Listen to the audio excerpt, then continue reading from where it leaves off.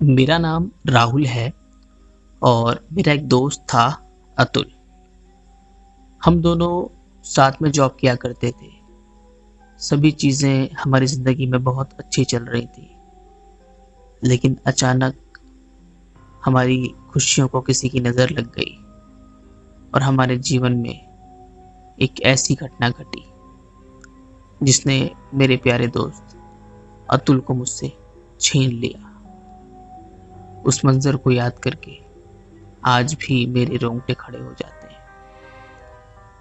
ये बात आज से 2 साल पहले की है। मैं और अतुल एक साथ एक ही ऑफिस में काम करते थे। हम दोनों की शिफ्ट टाइमिंग भी सेम थी। हमारे पास एक स्कूटी हुआ करती थी।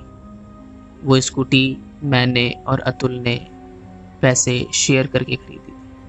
हम उसी स्कूटी से ऑफिस जाते थे और उसी स्कूटी से वापस आते थे। हमारी शिफ्ट टाइमिंग चेंज होने के लिए हमारे पास मेल आता है और हमारी शिफ्ट टाइमिंग कर दी जाती है दोपहर के 1 बजे से। अब हमें दोपहर के 1 बजे ऑफिस पहुंचना होता और रात के 10 बजे हम ऑफिस से निकलते। वो मेल शायद मेरे लिए सबसे मनहूस मेल थी। हमें नई शिफ्ट में आए हुए सिर्फ 3 दिन हुआ था कि हमारे साथ उस घटना का आरंभ हो चुका था। मैं और अतुल जब ऑफिस से वापस आ रहे थे तो रास्ते में एक सुनसान सा बस स्टैंड पड़ता है। हमारा ऑफिस हमारे घर से 25 किलोमीटर दूर है और उस 25 किलोमीटर में 10 किलोमीटर का रास्ता ऐसा है जिसमें दोनों तरफ सिर्फ और सिर्फ जंगल और वीराना है और कुछ भी नहीं। उसी वीराने के बीच में एक खंडर सा बस स्टॉप है।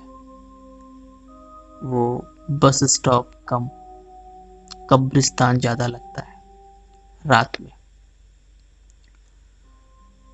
जब हम ऑफिस से वापस आ रहे थे, आज हमें थोड़ा लेट हो गया था। वैसे हम ऑफिस से 10:15 या 10:20 तक निकल जाते थे। आज हमें ऑफिस से निकलते निकलते 11 बज गए थे। गाड़ी मैं चला रहा था, अतुल मेरे पीछे बैठा हुआ था। अतुल को ज्यादा स्कूटी चलानी नहीं आती थी, इसलिए मैं उसको स्कूटी नहीं देता था चलाने के लिए। जब हम उस बस स्टैंड के पास पहुंचे तो अतुल ने मुझे इशारा करके कहा, राहुल राहुल यार देख, कोई लड़की बैठी हुई है बस स्टैंड पे, आजा इससे पूछते हैं। अतुल थोड़ा सा लड़की बाज किस्म का लड़का था। दिल का बुरा नहीं था, बट उसमें शौक था लड़कियों से बात करने का, नई नई लड़कियों से दोस्ती करने का, और यही गलती वो कर बैठा था। मैंने उसे मना किया, अतुल तेरा दिमाग तो खराब नहीं है, चुपचाप बैठ, घर जाना है, लेट हो गया है, सुबह ऑफिस भी आना है। फिर बोला, यार राहुल देख तो सही, कितनी अच्छी लड़की बैठी है बस स्टैंड पे। मैंने उसे कहा, अतुल बात मान, आज हम लेट हो चुके हैं, फिर कभी देखते हैं। खैर अतुल ने जैसे तैसे मेरी बात मान ली, लेकिन वो उस लड़की को देखता रहा। मैंने इग्नोर मार दिया। अगले दिन हमारे मैनेजर ने कहा, राहुल एंड अतुल, आप दोनों को थोड़ा सा शिफ्ट एक्सटेंड करना होगा, आज हमारे पास एम्प्लॉयज कम है। हमें शिफ्ट एक्सटेंड करने में कोई प्रॉब्लम नहीं होती थी, क्योंकि हमें हमारे ऑफिस से शिफ्ट एक्सटेंड करने का पैसा अलग से मिलता था। तो मैंने सोचा ठीक है, अगर 1-2 घंटे एक्सटेंड कर लेते हैं तो उसमें कोई बुराई नहीं है, हमारे 400-500 रुपये बन जाने हैं। ये सोचकर हमने शिफ्ट एक्सटेंड कर ली। आज हमें ऑफिस से निकलते निकलते 1 बज गया था। एक बार मैंने किसी के मुंह से सुना था कि 1 से 3 बजे के बीच में जो ये नेगेटिव एनर्जीज होती हैं ये फुल पावर पे होती हैं, लेकिन कभी इन चीज़ों में मैंने ध्यान नहीं दिया। हम फिर से उस बस स्टैंड के पास पहुंचे। वो लड़की फिर से वहां बैठी हुई थी। अतुल फिर बोला, यार राहुल देख, वही कल वाली लड़की आज फिर बैठी हुई है। भाई भाई भाई भाई रोकना, स्कूटी रोकना यार प्लीज, यार इससे बात करनी है। मुझे लगा ये मानेगा नहीं, इसलिए मैंने स्कूटी रोक दी। अतुल उसके पास गया। मैंने ध्यान से देखा तो लड़की वाकई बहुत सुंदर थी। उसके कपड़े देख के लग रहा था कि शायद वो किसी ऑफिस से आ रही है और लेट हो गई है। फिर मैंने इतना ध्यान नहीं दिया। अतुल उसके पास गया और जाके बोला, एक्सक्यूज मी, क्या हम आपकी कोई हेल्प कर सकते हैं?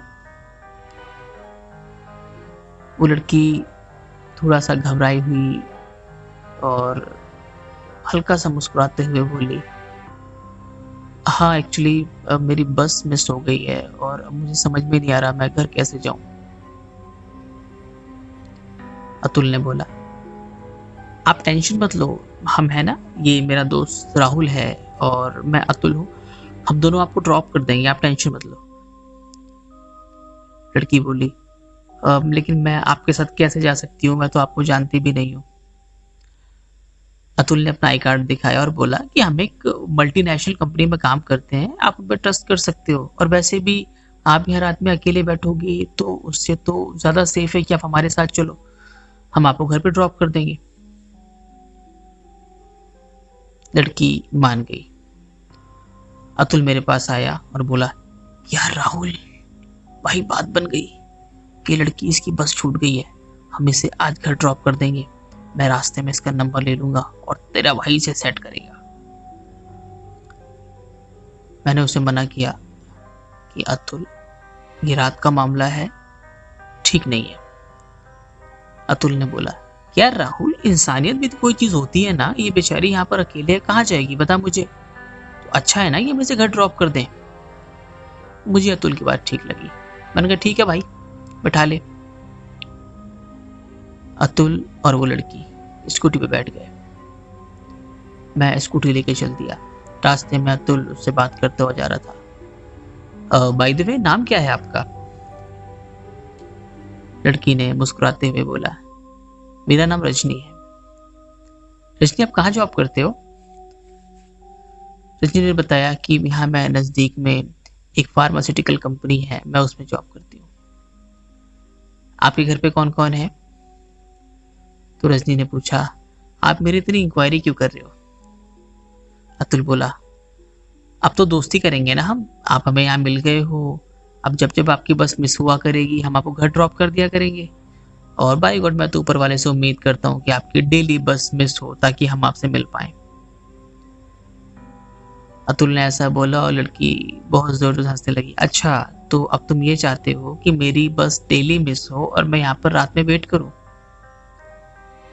अतुल हंसते हुए बोला, नहीं इसका भी सॉल्यूशन है, आप मुझे अपना मोबाइल नंबर दो, मेरा नंबर लो, और जैसे आप ऑफिस से निकलो आप मुझे कॉल करो, मैं आपको पिक कर लूँ। लड़की ने मना कर दिया, कह रहे नहीं मैं नंबर नहीं दे सकती, सॉरी। अतुल ने कहा ठीक है सोच लो, फिर आपको वैसे ही रात में वेट करना पड़ेगा। खैर बातें होते होते मैंने अतुल से पूछा, अतुल घर कहाँ है इसका? अतुल ने पूछा, रजनी आपका घर कहाँ है? रजनी ने कहा, आप मुझे थोड़ा सा आगे उतार देना, एक कच्चा रास्ता है जो मेरे घर की तरफ जाता है, तो मैं वहां पर चली जाऊंगी पैदल। अतुल ठहरा आशिक नंबर 1। उसने कहा, अरे ऐसे कैसे पैदल जाओगे आप, स्कूटी है कोई कार थोड़ी उधर जा नहीं पाएगी, हम आपको आपके घर तक छोड़ कर आएंगे। मैंने अतुल को फिर समझाया, अतुल ये रात का मामला है। अतुल बोला, यार राहुल तू कितना फट्टू है भाई, चल ना। हम कच्चे रास्ते पे उतर गए। थोड़ी दूरी पे हमने देखा एक घर सा दिखाई दे रहा है, तो मैंने बोला, यार अतुल इसको यहीं उतार देते हैं, सामने घर दिखाई दे रहा है, चली जाएगी।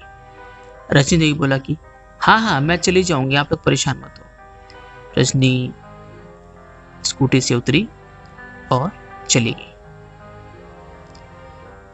जाते जाते उसने मुड़ के देखा और बाय बोला। अतुल खुशी से पागल हो गया। अगले दिन फिर वही सीन। मैनेजर ने हमारी शिफ्ट एक्सटेंड करवा दी और हम फिर से लेट निकले और वो लड़की हमें वहां बैठी हुई मिली। मुझे कुछ कुछ बातें अजीब लग रही थी। पहली बात तो ये कि जब हम निकलते हैं तभी ये क्यों मिलती है हमें। दूसरी बात, जब वो साथ में होती है तो हमें गर्मी के मौसम में भी गर्मी क्यों नहीं लगती। तीसरी बात जो मैंने महसूस की कि जब वो स्कूटी पे बैठती थी तो उसका वजन महसूस नहीं होता था। अतुल बैठता था, फील होता था, लेकिन जब वो बैठती थी तो उसका वेट मुझे फील नहीं होता था। ये सारी चीजें बहुत अजीब थी। खैर मैंने इन बातों पे ध्यान नहीं दिया। अगले दिन अचानक अतुल अपने लिए एक अलग से स्कूटी ले आया और मुझे बोला, यार राहुल मैं ना स्कूटी ले आया हूँ, तो आज मैं और रजनी आज हम दोनों अकेले राइड करेंगे। मैंने उसको बोला, वाह बच्चू, लड़की मिली नहीं कि नई स्कूटी, वेरी गुड। अतुल मुस्कुरा दिया और हम लेट निकले। हमें वो वहीं बैठी हुई मिली। अतुल ने उसको अपनी स्कूटी पे बिठाया और चल पड़ा। पहले मैं आगे आगे चल रहा था और फिर अचानक मेरे मन में आया क्यों ना मैं धीरे धीरे चलूं, इन आशिकों को देखता हूं क्या करते हैं ये। मैंने अपनी स्कूटी स्लो कर ली और अतुल आगे आगे चलता रहा। तभी मैंने कुछ अजीब सा महसूस किया। मुझे ऐसा लगा जैसे मैं रजनी के शरीर को आर पार देख पा रहा हूं। मैंने आंखों को मसला तो चीजें सामान्य थी। मुझे लगा शायद दिन भर सिस्टम पे काम करने की वजह से ऐसा हो रहा है। अतुल ने रजनी को ड्रॉप किया, दोनों ने मोबाइल नंबर शेयर कर लिए। और आज एक चीज अलग हुई। रजनी ने अतुल को पीने के लिए पानी दिया और बोला, ये लो अतुल, इसको पी लो, तुम थक गए होगे ना। अतुल ने कहा, हाँ हाँ बिल्कुल बिल्कुल पिएंगे। उसने उसकी बोतल से पानी पी लिया। हम दोनों घर आ गए। ये सिलसिला अब डेली का हो चुका था। एक दिन अतुल को रजनी का व्हाट्सएप मैसेज आता है कि आज घर पे कोई नहीं है, क्या तुम प्लीज मिल सकते हो घर पे। अतुल ने ये बात मुझे बताई, यार राहुल, रजनी का मैसेज आया है, उसने कहा आज घर पे कोई भी नहीं है, मिलने के लिए बुलाया है। मैंने अतुल को बोला, यार अतुल, ये चीजें ठीक नहीं है, तो उसको बोलना कि रेस्टोरेंट वगैरह पे मिलते हैं। अतुल मुझे घूर के देखता है और बोलता है, यार तू पागल है, लड़की बोल रही घर पे कोई भी नहीं है और तू कह रहा है कि रेस्टोरेंट पे मिल। यार ये कोई बात थोड़ा ना होती है। मैंने उसको फिर समझाया मगर वो मेरी बात नहीं समझा और यही अतुल की सबसे बड़ी गलती थी जो उसने की। अतुल उससे मिलने के लिए पहुंचा, मैं साथ में ही था। मुझे अतुल ने कहा, राहुल तू एक काम कर, तू चला जा, अब मैं सुबह ही आऊंगा, अब मैं पूरी रात उसके साथ रहूंगा और मैं सुबह ही आऊंगा। अगली सुबह जब मैं अतुल को लेने के लिए आया तो अतुल मुझे कुछ अजीब सा लग रहा था। अतुल से मैंने पूछा, मैंने कहा, हाँ भाई सब ठीक है। अतुल मुस्कुराते हुए बोला, हाँ सब ठीक है, कोई दिक्कत नहीं है। अतुल की आंखों के नीचे मुझे काले घेरे दिखाई दे रहे थे। उसका शरीर मुझे ऐसा लग रहा था जैसे ब्लड किसी ने निचोड़ा हो। और मुझे लगा शायद रात भर की मस्ती से या जागने की वजह से ऐसा हुआ होगा। मैंने ध्यान नहीं दिया। 2 दिन के बाद मैंने अतुल से कहा, अतुल यार रजनी को बोलो कभी रेस्टोरेंट में आके मिले। हमने उसे रेस्टोरेंट में आने के लिए बोला, मगर उसने मना कर दिया। हम जब जब रजनी को दिन में मिलने के लिए बोलते, वो साफ मना कर देती। वो सिर्फ और सिर्फ रात में ही मिलती थी। एक रात वो घटना घटी जिसने मेरे दोस्त को मुझसे छीन लिया। अतुल को रजनी का मैसेज आया कि अतुल मुझे तुमसे मिलना है। अतुल खुशी से बावला हो गया। वो रात अमावस की काली रात थी। अतुल मुझे बिना बताए स्कूटी लेकर रजनी के पास मिलने चला गया। रात के 2 बजे जब मेरी नींद खुली तो मैंने देखा अतुल कमरे में नहीं है। मैं चौंक गया। मैंने कहा अतुल गया तो गया कहाँ? फिर मेरे दिमाग में आया, हो ना हो अतुल जरूर रजनी के पास गया होगा। मगर मेरा दिल ना जाने क्यों एक अनजाने डर से डरा जा रहा था।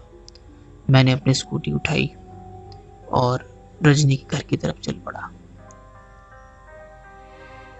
आज वो रास्ता मुझे कुछ अजीब सा लग रहा था।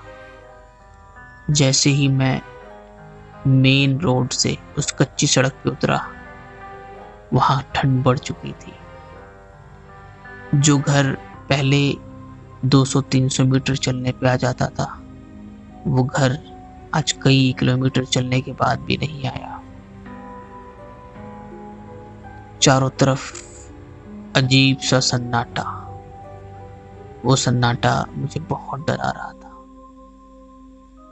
थोड़ा आगे जाके मैंने देखा तो एक खंडर जैसी दिखने वाली जगह दिखाई दी, और उस खंडर से दिखने वाली जगह में मुझे मेरा दोस्त अतुल दिखाई दिया। वो लड़की जिसने अपना नाम रजनी बताया था, वो एक बहुत भयानक रूप में आ गई थी। उसके बाल उड़ रहे थे, उसके पैर पीछे की तरफ मुड़े हुए थे, उसके हाथ पैर एकदम सफेद थे, चेहरा एकदम जला हुआ डरावना सा, और वहां वैसी बहुत सारी प्रेत आत्माएं थी, और वो सब मिलकर बारी बारी से अतुल से अपनी शारीरिक भूख मिटा रही थी। अतुल कुछ नहीं समझ पा रहा था।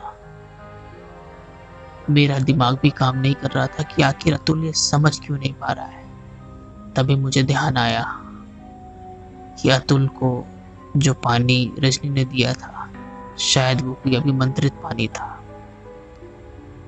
मैंने स्कूटी की लाइट डिम की और उनकी तरफ जाने लगा। जब मैं वहां पहुंचा तो मेरी चीख निकल गई। मुझे दीवार पे एक साया दिखाई दिया। वो साया मेरे दोस्त अतुल का था। ये देखकर मैं चौंक गया। उस साये ने मुझे इशारे से पीछे जाने को कहा। मैं पीछे हो गया। वो साया मेरे पास आया और बोला, राहुल मेरे भाई, मेरे दोस्त, तू यहां से चला जा। यहाँ जो भी हो रहा है वो तेरे लिए अच्छा नहीं है। मैंने उससे पूछा, अतुल क्या हुआ तुझे? तू ऐसे कैसे हो गया? अतुल बोला, मेरे भाई, इन लोगों ने मेरे शरीर में दूसरी आत्मा का प्रवेश करवा दिया है। मैं मर चुका हूं। जिस दिन मैं पहले दिन मिला था रजनी से, उसी दिन इन लोगों ने मुझे मार दिया था और मेरी आत्मा भटक रही है। मेरा शरीर इनके कब्जे में है। ये बात सुनकर मेरे रोंगटे खड़े हो गए। मैंने उससे कहा, अतुल मेरे भाई, मैं तुझे ऐसे छोड़ के नहीं जा सकता। अतुल बोला, राहुल अभी तुझे यहाँ से जाना होगा। आज अमावस की रात है और इनकी शक्ति कई गुना है। ये अमावस की रात खत्म होने के बाद तो सुबह यहाँ आना। यहाँ पर झाड़ियों के नीचे मेरी लाश मिलेगी। उसका अंतिम संस्कार करना। जब वो शरीर चल जाएगा तो मेरी आत्मा मुक्त हो जाएगी। मेरे भाई अभी तू भाग जा यहाँ से। कहीं ऐसा ना हो कि ये आत्माएं तुझे देख लें और तेरे साथ भी वही करें जो मेरे साथ किया है। मेरे भाई तू भाग जा यहाँ से। तभी उनमें से एक डायन की नजर मुझ पे पड़ती है और सभी के सभी डायने तेजी के साथ मेरी तरफ भाग पड़ती हैं।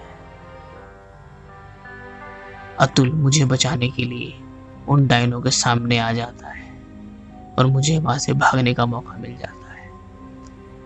मैं जितनी तेज स्कूटी हो सकता था उतनी तेज स्कूटी भगाते हुए अपने घर की तरफ निकल लेता हूँ। वो आत्माएं हवा में उड़ती हुई मेरा पीछा करती हैं।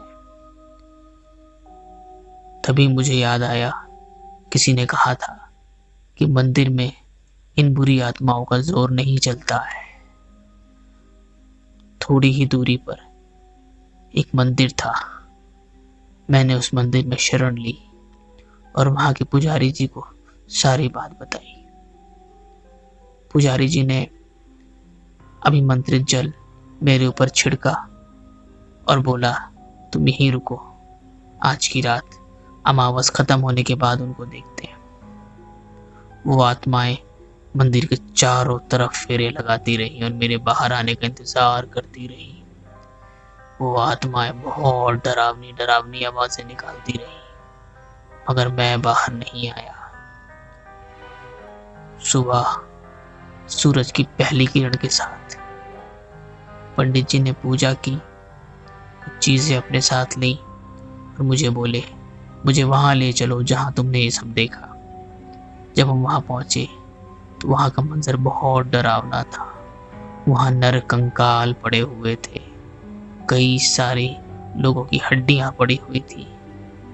कुछ लाशें ऐसी थी जो लगभग गलने की कगार पे थी। पंडित जी ने सभी लाशों को इकट्ठा करने को बोला और उनका अंतिम संस्कार किया।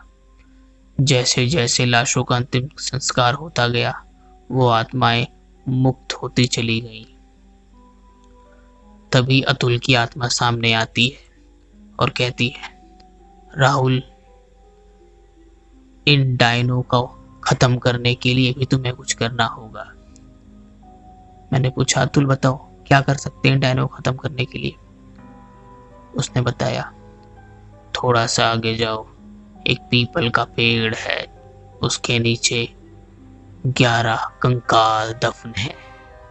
उन कंकालों में ही इनकी आत्मा वास करती है। उनको निकाल कर उनका अंतिम संस्कार कर दो, ये भी मुक्त हो जाएंगी। मैंने देर ना करते हुए उस पीपल के पेड़ के नीचे से सारे कंकाल निकाले और उनका भी अंतिम संस्कार करवा के जला दिया।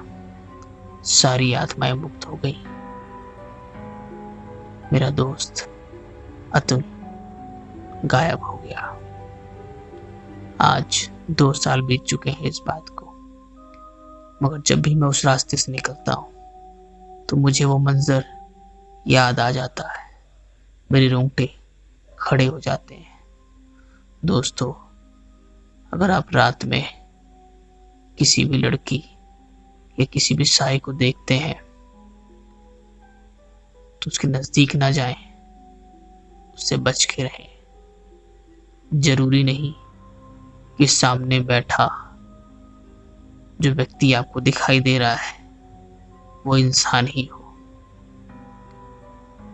हम किसी अंधविश्वास को बढ़ावा नहीं देते हैं।